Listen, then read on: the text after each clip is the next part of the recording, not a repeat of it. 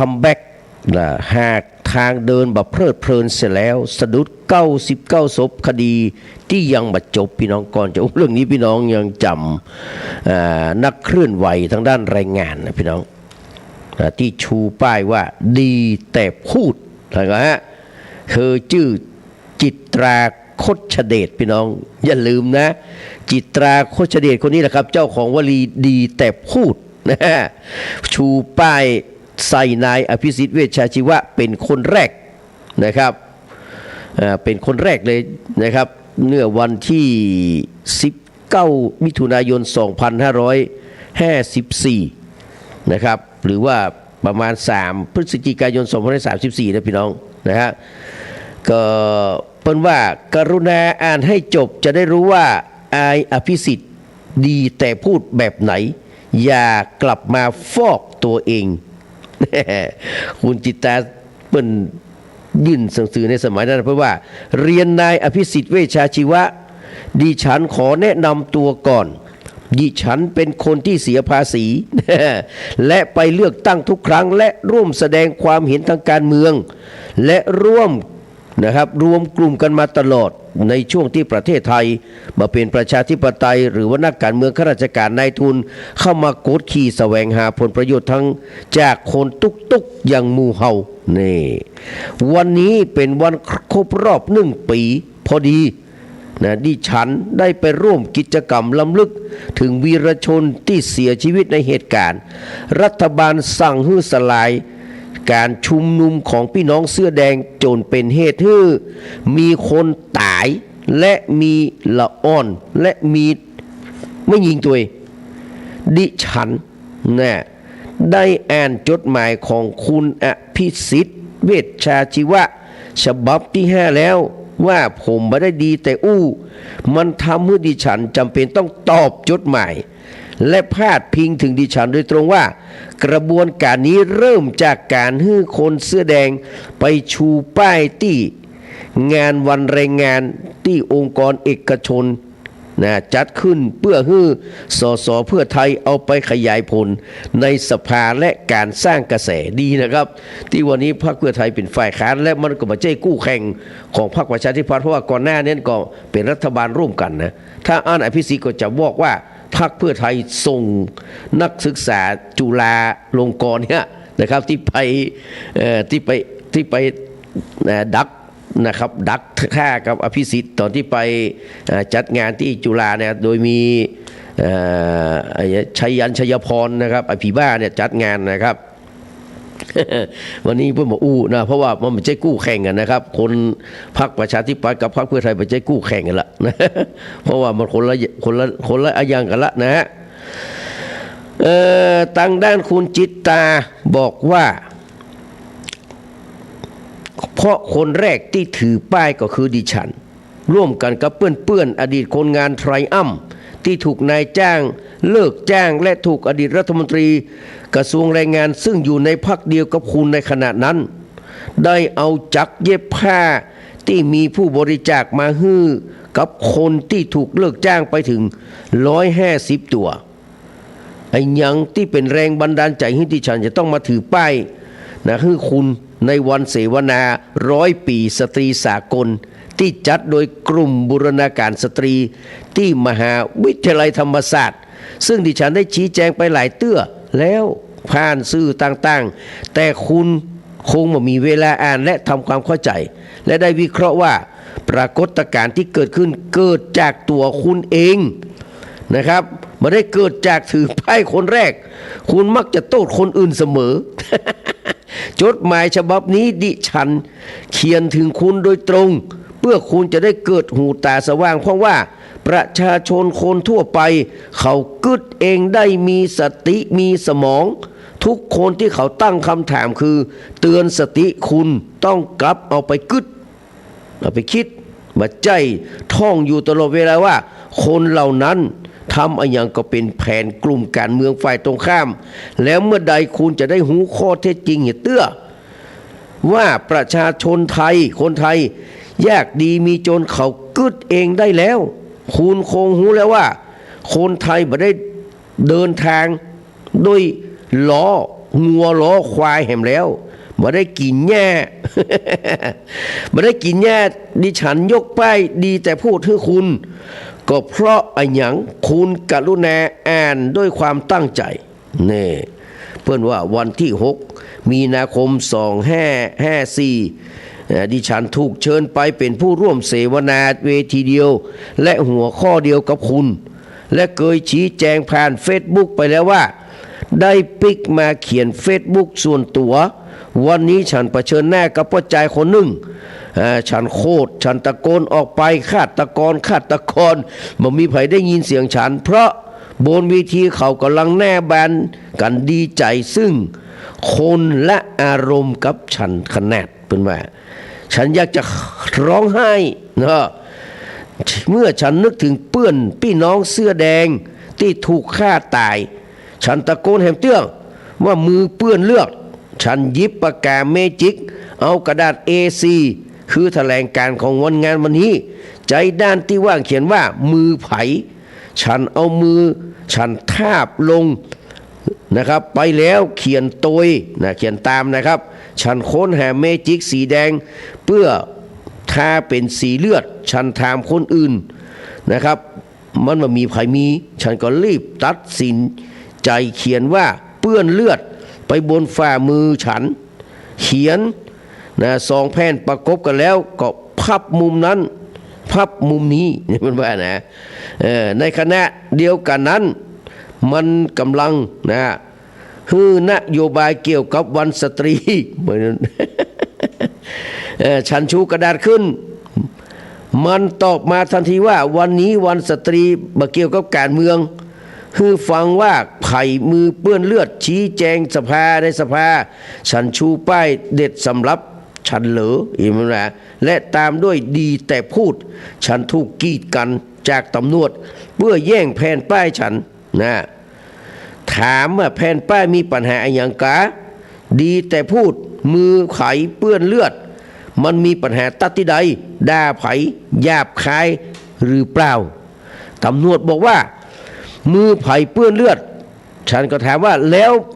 มันเปื้อนแต่ก็มันเดือดร้อนแต่ก็และเพื่อนของฉันก็ชูป้ายดีแต่ดีแต่พูดนี่นะขึ้นด้านหน้าฉันขึ้นไปแหม3 แถวก็เลยกลายเป็นเหตุที่นะการเตรียมการพูดเป็นว่านะครับการนี่นะตั้งแต่เวลา 11:30 นถึง 13:35 ต้องยุติลงเลยเที่ยงเล็กน้อยนะครับเขาไม่ได้ซบสายตากันระหว่างฉันกับผู้ชายคนนั้นเพราะเขาลบหน้าลบตาฉันแล้วก็หนีฉันด้วยการฟังหี้ไปนะครับแล้วก็ให้ตำรวจกักตัวฉันไว้กับเพื่อนๆเกือบจะ1 ชั่วโมงต่อไปคือความในใจที่ฉันคิดว่าป้ายนี้เหมาะสำหรับคุณก็คือคนดีแต่บอกว่าคุณยังจะจำในสิ่งที่ได้ก่อแน่คุณเคยอย่างพ้องคุณเคยว่าเมื่อมีประชาชนเพียง1 คนหรือว่า100,000 คนมาเรียกร้องให้รัฐบาลพิจารณาตัวเองนั้นไม่ได้ขัดหลักการประชาธิปไตยโดยเฉพาะถ้ามีข้อสงสัยว่าการบริหารประเทศนั้นละเมิดกฎหมายละเมิดสิทธิประชาชนหรือทุจริตคอร์รัปชันเรื่องเหล่านี้ในประเทศที่พัฒนาแล้วจะบ่รอให้กฎหมายจัดการแต่จะมีสำนึกความรับผิดชอบทางการเมืองพิสิทธิ์เวชชาชีวะเอาไว้ 2. ยุบสภาเป็นการรับผิดชอบทำเถอะเพื่อบ้านเมืองสงบสร้างบรรทัดฐานดีที่ดีเถอะครับพิชาติอันนี้เมื่อที่31 สิงหาคม 51 3. ผมมานึกมาฝันว่ารัฐบาลที่ทำร้ายประชาชนถึงขั้นเสียชีวิตบาดเจ็บสาหัสแล้วเขายังมีรัฐที่พยายามยัดเยียดความผิดกลับไปให้ประชาชนแหมเป็นพฤติกรรมที่รับไม่ได้ครับอภิสิทธิ์เวชชาชีวะนะครับวันที่9 ตุลา 51ที่ทำการพรรคประชาธิปัตย์และต่อมาก็คือเพื่อพิสูจน์ความจริงใจท่านต้องสั่งย้ายตำรวจที่ทำร้ายประชาชนออกไปให้หมดก่อนครับถ้าท่านจะตั้งกรรมการสอบข้อเท็จจริงกรณี7 ตุลา 51อภิสิทธิ์นะครับ9 ตุลา 51ที่ทำการพรรคประชาธิปัตย์ 5. บ่มีที่ไหนในโลกที่ประชาชนถูกทำร้ายจากภาครัฐแล้วรัฐบาลที่มาจากประชาชนมาแสดงความรับผิดชอบบ่มีเหมือนมานะ99 ศพว่าได้พิสิทธิ์อู้ไว้เมื่อ9 ตุลา51ที่ทำการพรรคประชาธิปัตย์นะ6นะครับต้องมีคนรับผิดชอบต่อการสูญเสียที่เกิดขึ้นนะครับประชาชนครับพิเชษอู้9 ตุลา51ที่ทำการประชาธิปัตย์อันนี้เป็นข้อความนะพี่น้องที่เปิ้นที่คุณจิตราเปิ้นตั้งคำถามไปให้กับพิสิทธิ์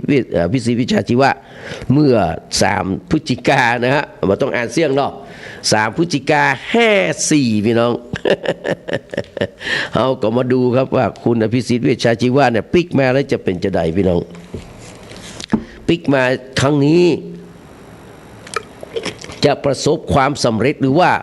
นะครับความล้มเหลวนะฮะเรามาดูก่อนว่ามันจะเป็นจะใดแต่พี่แอมจะฟังเพลงรับพินภูไทยสักเพลง2 เพลงเดี๋ยวจัดให้พี่แอมเด้อคือพี่แอมเด้อขอบคุณนะพี่แอมเด้อนะครับวันนั้นบัดตันได้อู้ได้แจกกันสักกำนะครับไปถึงนี่หลวงพ่อเพิ่งทำ4 โมงเราไปถึง4 โมงนะครับ4 โมง 5 นาทีก็จำเป็นได้ขึ้นไปนะครับบนวิหารเลยนะครับยังมึนๆอยู่นะเพราะว่าก่อนจะไปที่วัดเจดีย์แม่ครัวก็ไปมาแล้ว4 วัดเจดีย์แม่ครัวเป็นวัดที่5ขึ้นไปนี่มาถึงกึดยังบ่ออกสักอย่างอ่ะ โดยสัญชาตญาณนะครับที่เป็นศาสนาพิธีกรมาก็เลยขึ้นไปจัดการลำดับก็ยังลืมถวายตลปัดถ้าเราตลปัดปันศีลคือประธานถวายไม่ได้ถวายได้กรรมเอามาถวายตอนสุดท้ายเมื่อปันศีลไม่ได้ก็เอาปันปอนเอา แก้ปัญหาเฉพาะหน้าไปครับมาดูการต้อนรับอภิสิทธิ์เวชชาชีวะคัมแบ็กในครั้งนี้ก็คาดว่าพรรคประชาธิปัตย์เพื่อก็คงจะสละตะดูแล้วครับว่ามันมามีตัวเล่นละนะครับคือมันมามีตัวเล่นละนะครับที่จะมาทำให้พรรคประชาธิปัตย์ปิ๊กขึ้นมาได้นะครับนอกจากนะครับอภิสิทธิ์เวชชาชีวะเต้าอั้นนะครับก็เลยต้องจำเป็นเอามาครับแต่สุดท้ายแล้วพี่น้องมันจะเป็นจะได้ต่อไปนะมันจะเป็นจะได้ต่อไปนะครับเดี๋ยวเรามาดูนะครับเดี๋ยวก่อนเนอะเดี๋ยวแป๊บหนึ่งนะครับน่าจะหมดไปแล้วนะครับเดี๋ยวผมดูครับ ก็วันนี้พรรคเพื่อไทยก็ยอมรับแล้วครับว่าที่ผ่านมาตั้งรับจนนักเกินไปนะพรรคบ่มีขาลงมี10 ล้านคนหนุนนี่นะน่าจะเป็นจริงครับพรรคเพื่อไทยนี่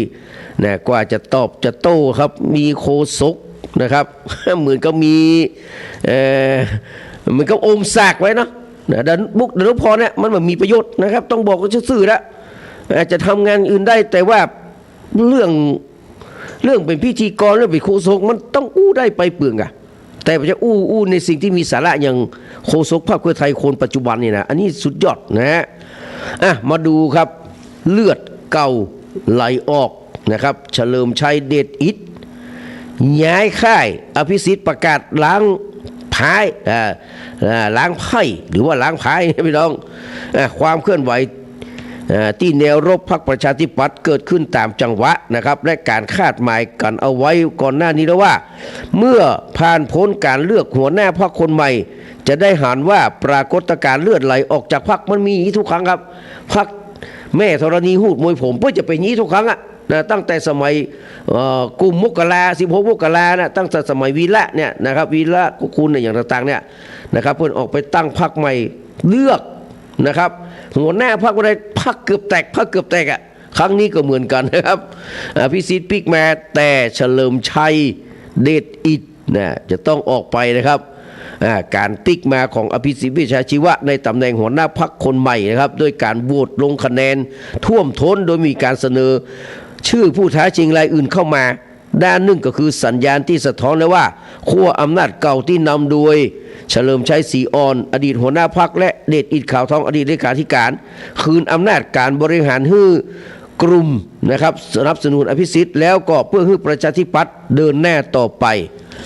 รายงานข่าวร้อนล่าสุดระบุว่าเฉลิมชัยได้ยื่นใบลาออกจากการเป็นสมาชิกพรรค ต่อคณะกรรมการการเลือกตั้งหรือว่ากกต.เรียบร้อยแล้วและนำสสประจวบคีรีขันธ์และกลุ่มสสภาคกลางบางส่วนที่อยู่ในสังกัดกลุ่มเพื่อนเฉลิมชัยทยอยลาออกจากการเป็นสมาชิกประชาธิปัตย์จากนั้นก็มุ่งหน้าไปขังกัดพรรคกล้าธรรมของธรรมนัสพรหมเผ่าในฐานะที่เป็นประธานที่ปรึกษาพรรคกล้าธรรมก็คือหัวหน้านั่นแหละครับประธานที่ปรึกษาก็คือหัวหน้าใหญ่นั่นแหละครับนฤมลก็เป็นลูกไล่นะท่านนะครับ จะไปยอมจะไปบ้าบัดใจนะมันคือจางอั้นแต้มเลยนะนอกจากกลุ่มเพื่อนเฉลิมชัยที่ขยับออกแล้วก็ยังมีกลุ่มเดชอิทนะครับที่จะลาออกไปวุยๆเนี่ยโดยจะไปสมทบกันที่พรรคกล้าธรรมซึ่งเนื้อหอมบักการพรรคภูมิใจไทยของอนุทินชาญวีรกูลนายกรัฐมนตรีมหาดไทยในฐานะหัวหน้าพรรคที่เปิดปฏิบัติการดูดการล่วงหน้าไว้แล้ว การตัดสินใจของเฉลิมชัยและเดชอีกครั้งนี้ถูกตั้งข้อสังเกตมาตั้งแต่วันที่มีสัญญาณชัดเจนว่าหัวหน้าพรรคประชาธิปัตย์คนใหม่จะเป็นอภิสิทธิ์เวชชาชีวะเพราะขั้วอำนาจเก่าบัดถอยความขัดแย้งในภายในพรรคก็ยากที่จะยุติและจะรวมไปถึงการกลับมาฟื้นฟูพรรคของอภิสิทธิ์และฝ่ายสนับสนุนจะกลายเป็นเรื่องยากโดยมาทันทีกับการถอยออกจากประชาธิปัตย์ของกลุ่มเฉลิมชัยและเดชอิทครั้งนี้ด้านหนึ่งก็คือการส่งสัญญาณว่าภารกิจของหัวหน้าคนใหม่ย่อมไม่ใช่แค่เรื่องเฉพาะหน้าคือการจัดเตรียมทัพลงสนามเลือกตั้งภายใน4 เดือนนี้ซึ่งอาจจะวุ่ยขึ้นเมื่ออนุทินบอกแล้วว่าการยุบสภาอาจเร็วขึ้นหากฝ่ายค้านยื่นยตินะครับซักฟอกเข้าในสภาเนื่องจากการฟื้นฟูพรรคประชาธิปัตย์ไม่ใช่เรื่องง่ายๆเพราะที่ผ่านมาตั้งแต่การเลือกตั้ง2562สถานการณ์ของพรรคดิ่งลงอย่างต่อเนื่องจำนวนสสและกระแสความนิยมดังนั้นภารกิจของอภิสิทธิ์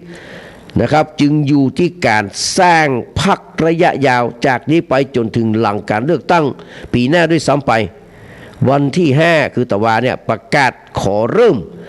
นับจากศูนย์เจิญจวนนะครับคนมาสร้างพรรคเพื่อสร้างประเทศกันใหม่ส่วนปัญหาเลือดเก่าไหลออกนั้นเป็นเรื่องที่เข้าใจได้ตั้งแต่วันที่โหวตเลือกหัวหน้าพรรคแล้วการเปลี่ยนแปลงภายในพรรคประชาธิปัตย์กำลังดำเนินไปในลักษณะที่เรียกว่าล้างไพ่เปลี่ยนขั้วอำนาจส่วนการที่กลุ่มเฉลิมชัยและกลุ่มเดชอิทย้ายไปอยู่กับพรรคกล้าธรรมแล้วอาจจะกลายเป็นการเสริมความแข็งแรงในพื้นที่ภาคใต้บางส่วน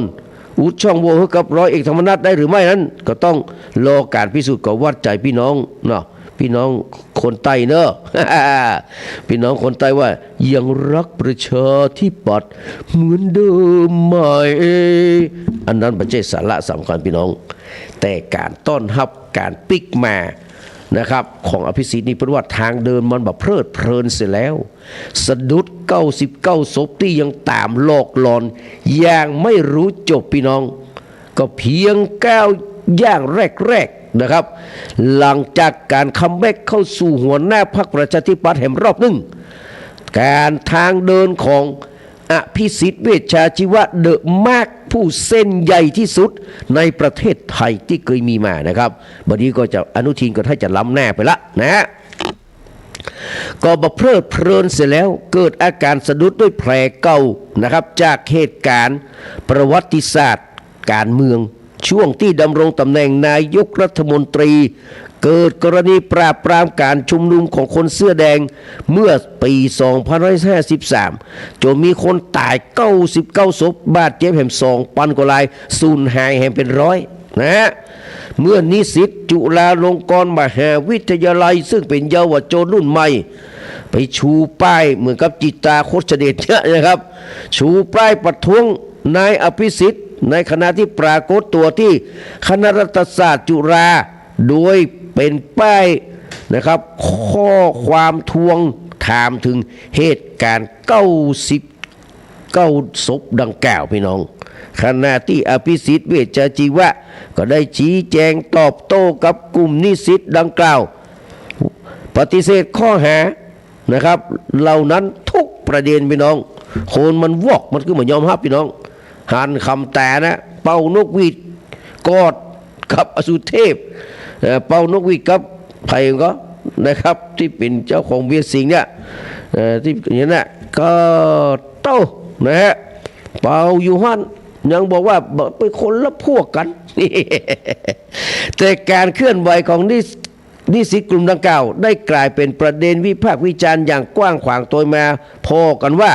ประวัติศาสตร์99ศพได้ปิกมาหลอกหลอนอดีตนายกมากอภิสิทธิ์จนยากที่จะคลี่คลายได้อย่างง่ายดายน่าจะเป็นอุปสรรคอย่างนักหนาปาป้านในสนามหาเสียงเลือกตั้งที่กำลังจะมาถึงภายใน 3-4 เดือนเนี่ยพี่น้องในทันทีนะครับเดอะกิงเดอะเต้นนะครับณัฐวุฒิใส่เกลือแกนนำเสื้อแดงที่ร่วมอยู่ในเหตุการณ์นะครับนองเลือดโดยตรงได้ออกมาโพสต์ข้อความขอนำเสนอข้อมูลด้วยมองว่าที่นายอภิสิทธิ์เวชชาชีวะได้ชี้แจงกับนิสิตที่มาประท้วงมีความคลาดเคลื่อนณัฐวุฒิได้อธิบายว่าความจริงก็คือประชาชนผู้ตายหรือว่าเสียชีวิตในเหตุการณ์นั้นทุกรายนะครับเป็นโมฆะเฮนโมฆะกรคือเป็นคนมือเปล่าเป็นคนมือเปล่านะครับเป็นคนหัตถะโมฆะเป็นคนมือเปล่าไม่มีอาวุธบ่มีคราบเขม่าดินปืนทุกชีวิตคือประชาชนผู้บริสุทธิ์ผู้ถูกกล่าวหาว่าเป็นกองกำลังติดอาวุธชายชุดดำทุกรายได้ต่อสู้ในชั้นศาลและศาลพิพากษาถึงที่สุดยกฟ้องทุกคดีจนถึงขณะนี้มีเพียงคดีเดียวที่เพิ่งฟ้องภายหลังศาลชั้นต้นยกฟ้องอยู่ในระหว่างอุทธรณ์คนกลุ่มนี้ส่วนใหญ่ไม่ได้รับการประกันตัวระหว่างสู้คดีบางรายก็ติดคุกเกือบ10 ปีจนศาลชี้ว่าบ่มีความผิดถึงได้รับอิสรภาพนะครับนี่ความยุติธรรมที่ล่าช้าก็คือความอายุติธรรมความอายุติธรรมที่ลำเอียงก็คือความอายุติธรรมนะฮะณัฐวุฒิย้ำว่ามีการไต่สวนสาเหตุการเสียชีวิตของประชาชน31 รายศาลชี้ว่าตายจากการถูกอาวุธของเจ้าหน้าที่รัฐ17 ราย14 รายนี้ระบุบ่ได้นะที่เหลือแห่ม68 รายยังไม่มีการไต่สวนเหตุการณ์สาเหตุการเสียชีวิตโดยศาลดกพี่น้องกี่ปีแล้ว14-15 ปีแล้ว ขณะที่ DSI นะฮะดำเนินคดีบงการฆ่าโดยเจตนาเล็งเห็นผลกับนายอภิสิทธิ์อดีตนายกและสุเทพอดีตรองนายกอัยการสั่งฟ้องถึงคดีศาลแต่ถึง2 คนไปร้องศาลอาญาว่าบ่มีอำนาจพิจารณาคดีนี้แต่เป็นอำนาจของศาลฎีกาแผนกคดีอาญาผู้ดำรงตำแหน่งทางการเมือง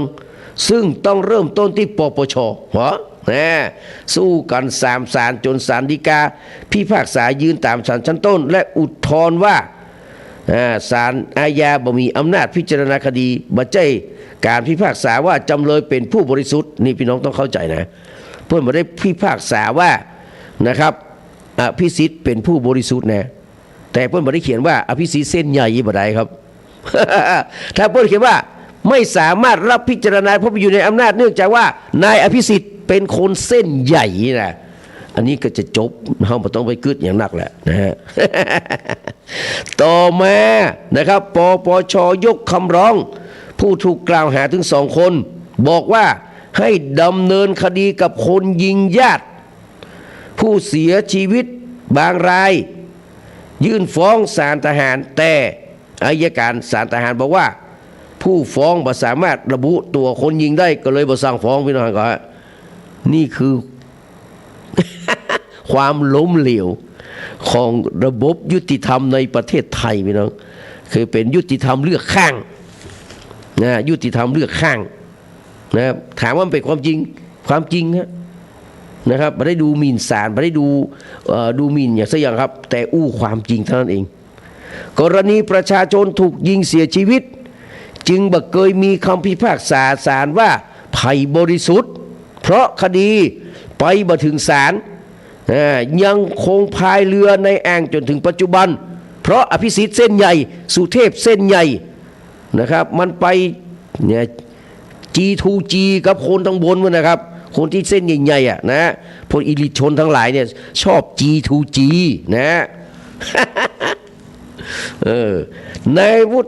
ฒิยังระบุถึงนายอภิสิทธิ์นะครับกรณีอภิสิทธิ์ตั้งคำถามต่อเยาวชนว่าเป็นจะได้บ่เรียกร้องให้พี่น้องกปปสและพันธมิตรที่ตายพ่องกะยินเหรอรัฐวุฒิก็บอกว่าผมคิดว่าน้องๆต้องการความยุติธรรม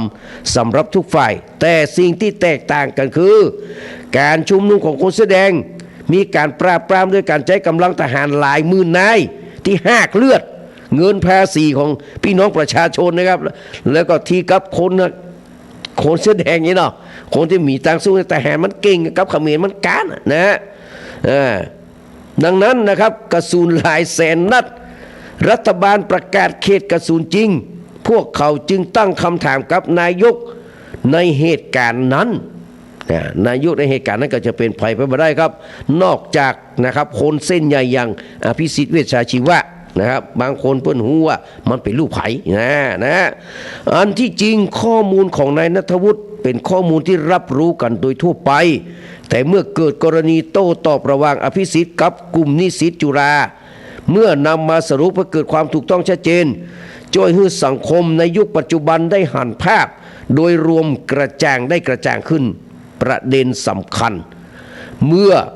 อภิสิทธิ์รอดพ้นจากการดำเนินคดีในศาลเพราะเส้นใหญ่ว่าง่ายๆมันต้องไปอู้อย่างนักนะมีความเชี่ยวชาญนะต่อสู้เชิงเทคนิคข้อกฎหมายไม่ใช่เพราะการพิสูจน์ผ่านพยานหลักฐานในกระบวนการพิจารณาคดีเช่นนี้แล้วจะเป็นปมปัญหาติดตัวไปแห่งมืนนี่ครับกฎแห่งกรรมตามครอบงำทุกภูมิภพประกบนะเกินไขขานผูกพันทุกเหตุการณ์นะครับแล้วก็ผูกพันทุกเหตุการณ์แล้วมันก็จะไปโดยท่านตลอดไปนั่นแหละครับขณะที่สมบัติบุญงามอนงนะครับซึ่งไปกินของแสลงมาแล้วนะฮะ มีข้อสรุปอย่างก้าวของนายอภิสิทธิ์อย่างน่าคิดว่าน่าเสียดายที่อภิสิทธิ์ประเมินตัวเก่าสูงไปในการปิกมาสู่สนามเลือกตั้งแห่งเตื้อนึ่งและตลอดการหาเสียงในการเลือกตั้งเตื้อแน่เนี่ยแพรเก่าคงจะถูกขุดขึ้นมาเพื่อเตรียมรับแรงกระแทกแหมเตื้อนึ่งอย่างหลีกเลี่ยงบัดได้อย่างแน่นอนนี่คือความไม่เพลิดเพลินจากการเดินเข้ามาใหม่ของนายอภิสิทธิ์เวชชาชีวะนะครับอดีตนายกรัฐมนตรีมือเปื้อนเลือดนะฮะสลัดอย่างใดก็ตึงไม่ออกถึงแม้ศาลจะพิจารณาไปแล้วว่าคุณนะครับไม่ได้ทำผิดแต่ไม่ใช่ว่าคุณบริสุทธิ์นะเพิ่นไม่ได้บอกนะศาลมันก็เอาตัวรอดไปช่วงนึงเหมือนกันนะว่า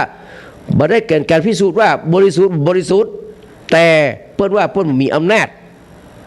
พอไปถึงศาลทหารไปถึงปปชคือไปฟ้องเอาตาเป็นตัวบุคคลคือไปจี้คือได้ว่านะครับคือไปจี้คือได้ว่าไผ่เป็นคนยิงเข้าหมดสักตัวยังเข้าไปบัดถึงและสู่เขาจะเพื่อนไปจี้ตัวมันคืออย่างพี่น้องมันคืออย่างทีนายกปูนะย้ายทวินไพศาลหรือว่าได้อย่างต่างๆนะครับเอาทันทีเลยในกระบวนการยุติธรรมจัดการทันทีเลยนี่คือนะครับเราจะปล่อยให้บ้านเมืองเราเป็นไปอย่างนี้นะครับเราจะปล่อยให้คนชั่วช้าเร็วซามทั้งหลายทำผิดแต่บ่ผิดเพราะเส้นใหญ่เพราะอาศัยนะครับอย่างหลายๆอย่างอนุทินเนี่ยนะครับที่ไปล้มคดีเขากระโดงพวกงาที่ไปเลี้ยมคดีหัวสวมันก็ไปย้ายข้าราชการกำเป็นร้อยป่ายนะ นายกจะยิ่งลักษณ์ย้ายคนเดียวกระเด็นตกจากนี่แหละครับนะเศรษฐาตั้งพิชิตชื่นบานมาเป็นรัฐมนตรีประจำสำนักทั้งที่พิชิตชื่นบานมาได้โดนตัดสินคดีซะยังฮะเพียงแต่ไปทำความรุ่มร่ามในศาลผิดจริยธรรมร้ายแรงพี่น้องแต่การแต่งตั้งไอ้คนเทาๆเกยกายามาเกยกาแป้งมาเกยอยู่กับไอ้พวกสแกมเมอร์มาเป็นนักการเมืองมาเป็นตำแหน่งในครม.ชุดนี้กลับใสสะอาดสิ้นดีถึงแม้จะมีคนไปร้องผมว่าก็โดนยกคำร้อง1,000,000%นะอย่างกรณีสวอย่างทั้งหลายแล้วมันหันชัดเจนพี่น้องแล้วเขาจะปล่อยให้พวกนี้มาครองบ้านครองเมืองแห่งกับพี่น้องก็ดีๆครับถ้าเขามาช่วยกันนะครับหรือว่าจะยอมซีโรลาบเป็นทาสไปตลอดการโยงไปเมื่อปี 2000 นะครับปุ่นอ่ะ2473-74ก็ได้หรอจะเอาก็ตามใจครับก็เลือกพรรคภูมิใจไทยมาเลยเลือกพรรคกล้าทำมาเลยเลือกพรรคประชาธิปัตย์เข้ามาแล้วเขาจะได้เป็นทาสอย่างเต็มตัวมันต้องลืมป่าแอบปากอย่างนี้นะครับรอมันมาแจกอย่างเดียวนั่นน่ะนะครับโอ้ยพี่น้องนะฮะเพราะฉะนั้นมันเหลือพรรคเดียวพี่น้องเหลือพรรคเดียวที่พอจะที่เป่งที่ปึ้งที่จังที่อิงได้นะแดงนิรนามก็ฟังอยู่เนอะขอบพระคุณนะครับเดี๋ยวก็ปิกแม่แหมรอบนะฮะเราก็มาฟังเพลงกันต่อนะครับเพลงที่พี่พิสมัยเปิ้นแนะนำมาเนอะส่วนเพลงของป้านิดาเนี่ยก็จะได้ฟังอยู่ได้ฟังเพลงลอยกระทงไปแล้วเดี๋ยวจะฟังเพลงอื่นแหมฟังเพลงนี้มีเจ้าของสถานีเพิ่นชอบนะ ฝากเพลงถึงเธอนะครับธานินอินทรเทพแล้วก็น้ำตาน้ำตาร่วงหลังพวงมาลัยแล้วก็คนใจหินนะพี่พิสมัยเนอะฝากเพลงนี้มากับสายลมผ่านจากใจที่แตกแรกลานและฟุ้งซ่านด้วยคิดถึงเธอเสียงกำมะหยี่นะฮะพี่เล็กธานินอินทรเทพวันนี้อายุ83 ปีแล้วนะว่าถ้ารอเป็นศิลปินแห่งชาติหรือว่าจะได้แค่เป็นปริยศิลป์ เหมือนครูบาอาจารย์หลายๆคนหลายท่านนะที่น่าจะได้เป็นแต่ไม่ได้เป็นครับโอ้ยนะครับไม่ได้เป็นซากรรมตายไปเหี่ยก่อนนะฮะพี่เล็กธานีนินทรเทพมีพร้อมทุกสิ่งทุกอย่างลูกเป็น CEO ของปตทเนี่ยท่านดรเนี่ยเพื่อเป็น CEO ของปตทเลยนะแต่พ่อรอเป็นศิลปินแห่งชาติแล้วเมื่อใดจะได้สักเตื้อเนี่ยยิ่งรัฐมนตรีว่าการกระทรวงวัฒนธรรมคนปัจจุบันนี้ไม่ใช่คนบ้านเฮาเลยพี่น้องไม่ใช่คนนับถือศาสนาเฮาอย่างอี้นะจะอู้กันหูเรื่องมีข้อจำกัดหลายเรื่องหลายราวนะฮะนี่ก็เอามาเป็นรัฐมนตรีครับถ้าไปเป็นอย่างอื่นเขาบอกว่าแต่อันนี้มันเกี่ยวกับวัฒนธรรมประเพณีของพี่น้องนะครับมันจะต้องกว้างขวางคนไม่ใช่คับแคบแบบนี้มาได้นะ